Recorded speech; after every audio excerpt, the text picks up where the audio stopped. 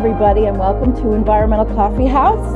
This is Sandy Shellis, and I am joined by my co-host, Jennifer Hines, and today we have a special guest, George Tsakraklides. I'm so thrilled that you're here with us today, George. You're kind of a combination of a blogger, a philosopher, an artiste, and a beautiful face painter, I must say, that also is very beautiful. That front page for your blog. You've also written poetry and have a number of quotes. So what is it that drew you to this very doomer philosophy, and where did you come from and how did you get here? I don't know how to respond on the doomer philosophy. I think, I guess you can say I'm a doomer, I'm a collapsitarian, or however you want to. However, other people outside of this scene sort of try and kind of label us and put us in a bucket. But I think in these days today, everyone's a doomer because it's happening right now with COVID. Mm-hmm. The way I sort of started was in 2007 with Al Gore's The Inconvenient Truth. That was my definitive sort of wake-up call, although I am a scientist with 3 degrees, so to me the numbers just spoke to me immediately. When you see a graph and a curve, you know what it can look like, you know if it's exponential or if it's linear, and you can tell where things are going. If the glaciers are melting, the glaciers are melting. That's it. It's very simple. But then I had a second sort of wake up. So after 2007, I continued on with life as we do with our corporate jobs, and obsessed with the next paycheck, the next promotion, and I sort of went to sleep, as we do in this society that tells us that we're not good enough, and we need to work harder, and we need to buy more stuff, so that other people think we're great, and so that we think we're great. Wow. And it's kind of a sleep, really, because we forget what's important, which is our mental health, our planet, our happiness. And I think that I reached that birth point around 2018, I think, when my work actually started getting to me. I kind of realized how toxic corporate environment was, the cultures, the pressures, the fakeness, the trauma that everyone goes through, just to supposedly be happy. And following that kind of work experience, after having been in the industry, my industry, which is research, for many, many years and being very successful, it finally burned me out. Wow. And I put the 2 and 2 together. So the 2007 experience with the 2018 experience was just a wake-up call that it's all the same issue, really. Mm-hmm. Climate change and the existential crisis that humanity is having is one and the same issue. Mm-hmm. Climate change is making our existential crisis worse, and our existential crisis is pushing us towards more consumerism, more CO2 emission, so that we can soften the blow of the trauma that we have caused on ourselves, that we have caused on nature, that is cycling back to us. Mm-hmm. Mm-hmm. Humanity seems to be going through something very, very pivotal right now, and it is, as you say, an existential crisis, and we're contending with our own deaths. and with the thought of death and with the concept that it's possible that we could die. You know, I mean, this is like the scariest thing for humanity in general. And we act out in all these different ways because we're so scared of death. Have you thought about that also? Yeah, but that's a good thing, actually. The problem is we're not scared of death. We're in denial. Yeah, I agree. The reason that we have built crystal castles, the reason why we want to buy more cars, we want to build more houses, is exactly because we are in denial of our death, of the fact that, like everything on this planet, we come and we go. I think if we accepted our death, if we realized the trauma that we are causing to the planet, we would appreciate life more in all its forms, in all its species, including our own species.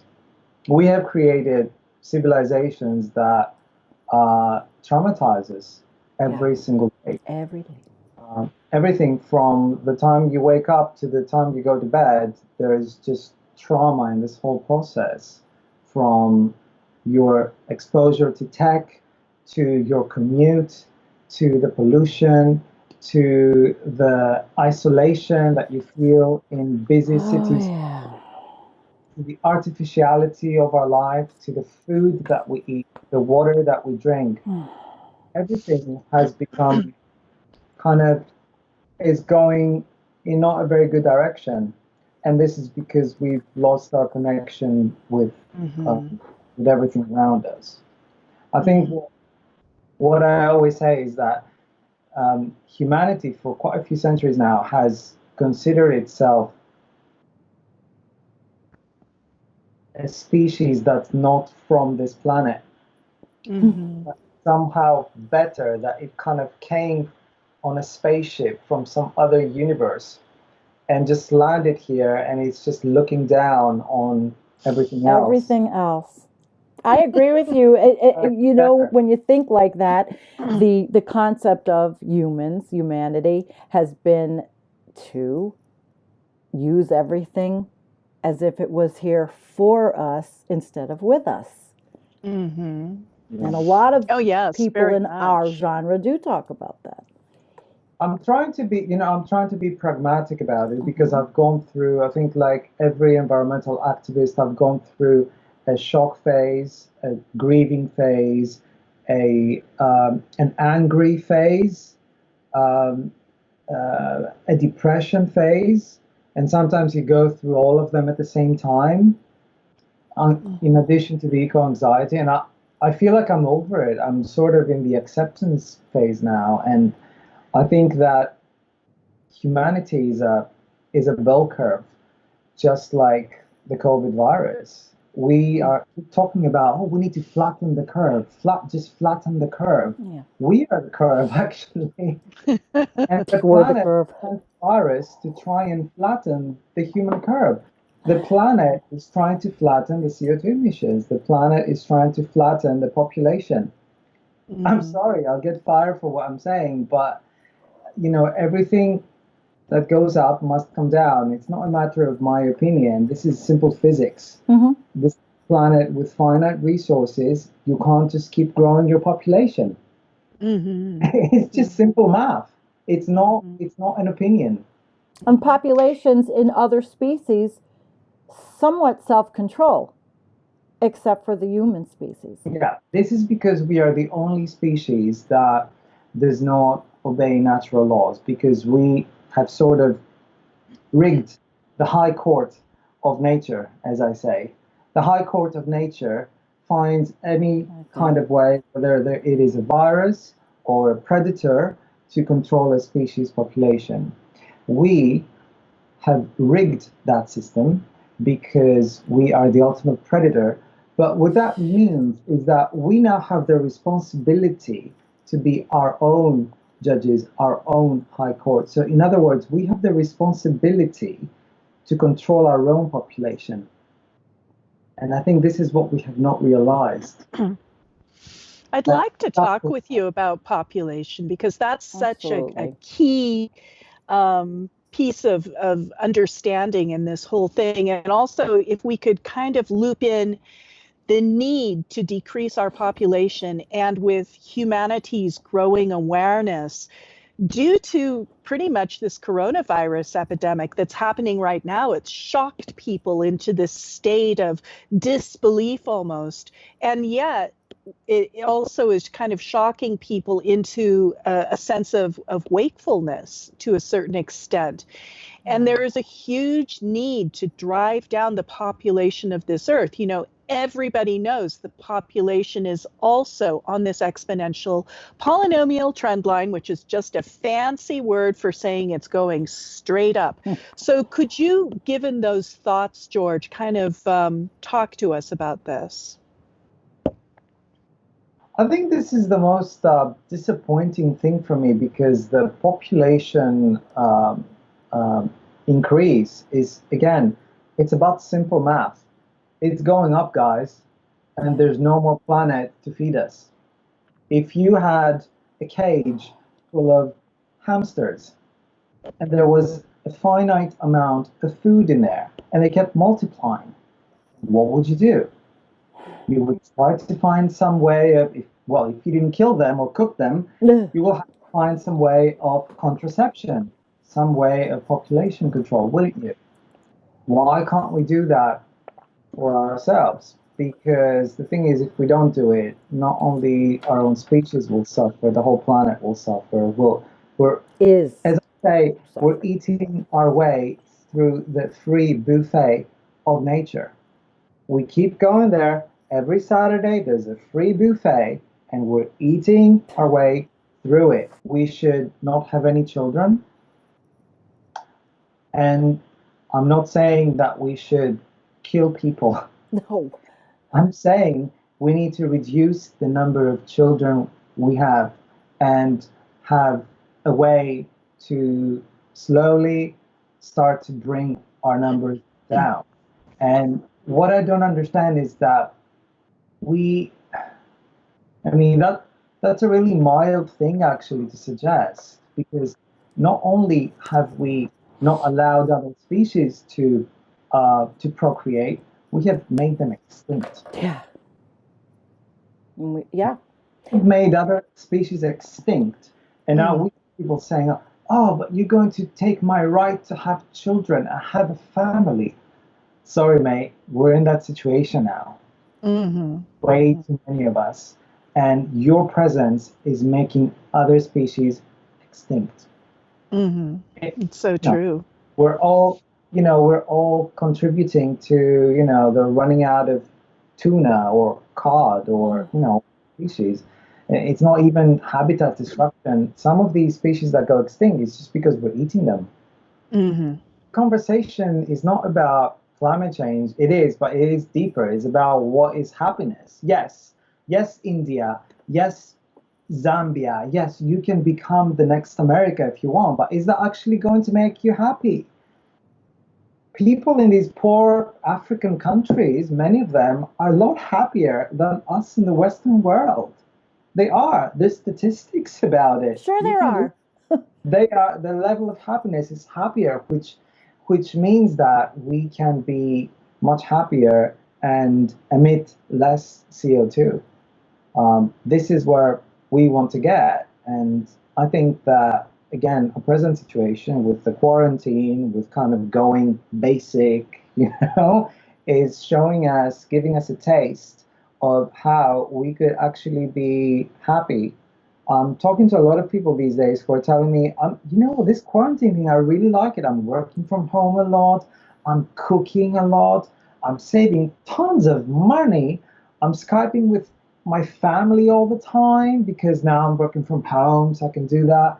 There's loads of positives. I know that our governments are basically have not been functioning for many decades now. Our governments have just been kind of vehicles for the private sector to use to promote the stuff that they want to sell to you.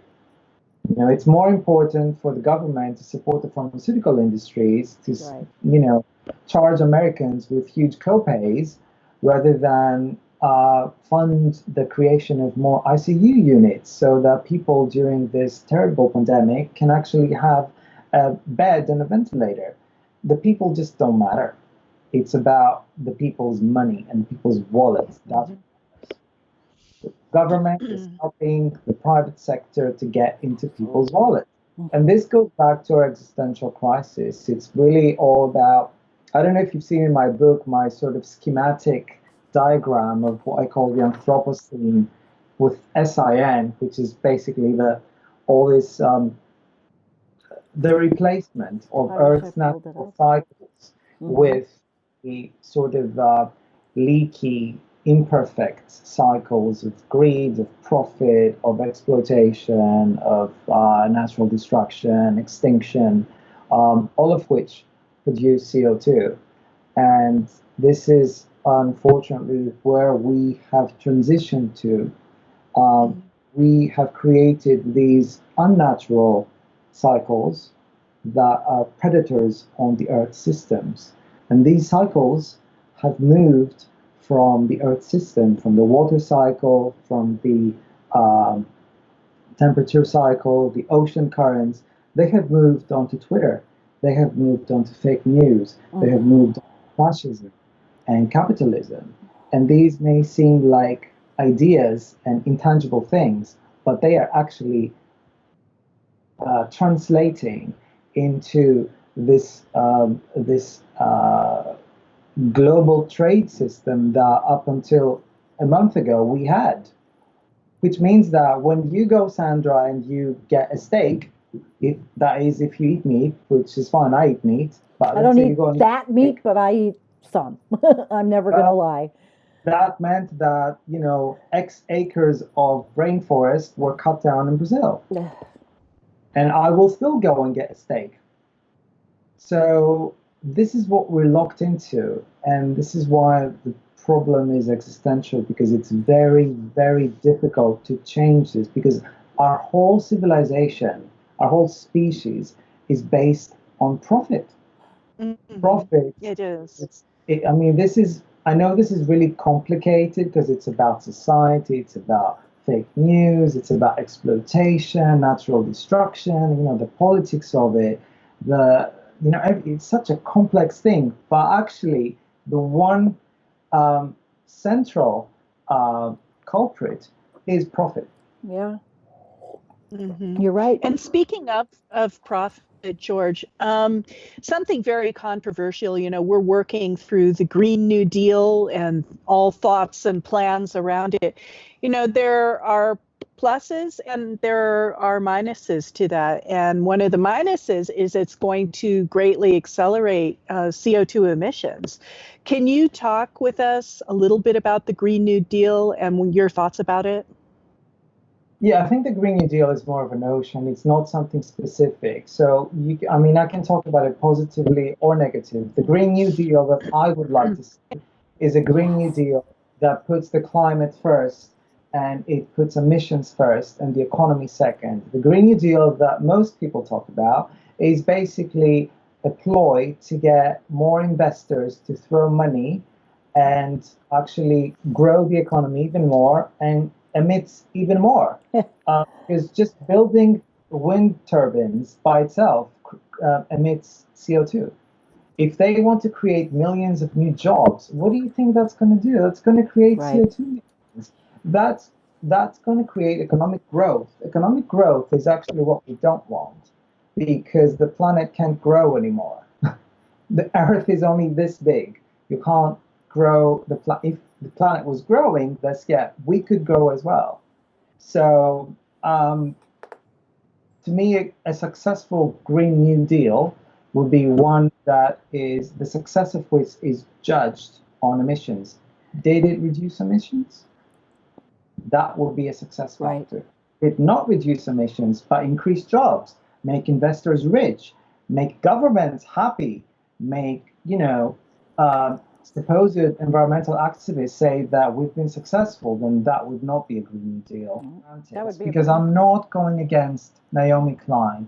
I'm not going against Alexandria Ocasio-Cortez, because they talk about the Green New Deal a lot as well. And I don't think they mean a crazy investor No, free they don't. for all. But they are in a very sensitive position because they are politicians, and someone will try and take advantage of them.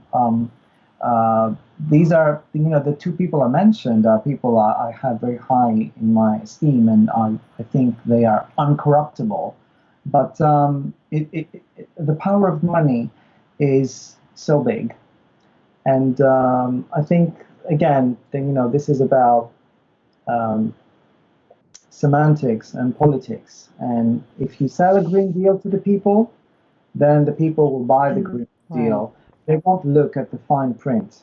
It's about degrowth. But obviously, that's not sexy, is it? Because you can't say that to your voters. Because degrowth means fewer jobs, Yeah. less money. When actually it doesn't necessarily have to be like that. We can all have a job. We just don't have to make so much money. Essentially, it's some kind of universal income if you think about it, but it had to be done. And I'm hoping that it will have to be done globally, because the next time this happens, it's going to be multiple crises. It's going to be the virus and the locusts and 4 hurricanes that, by the way, we're expecting next year to get like 4 huge hurricanes apparently. These things will become more frequent because of the unhealthy state in which the planet is at the moment. And I guess my fear is that every time a crisis happens, people will not talk about the climate and the planet problem. They will talk about that crisis. This is what really gets me about coronavirus, because coronavirus is not really about coronavirus. It is about what caused coronavirus, which is, I mean, you can talk about the fact that people were eating animals that were not supposed to be eating, or you can talk about the fact that the upheaval in our ecosystems because of the temperature change means that species that would not normally come into contact are coming into contact. It means that viruses that have remained dormant in the permafrost for thousands of years are now coming alive.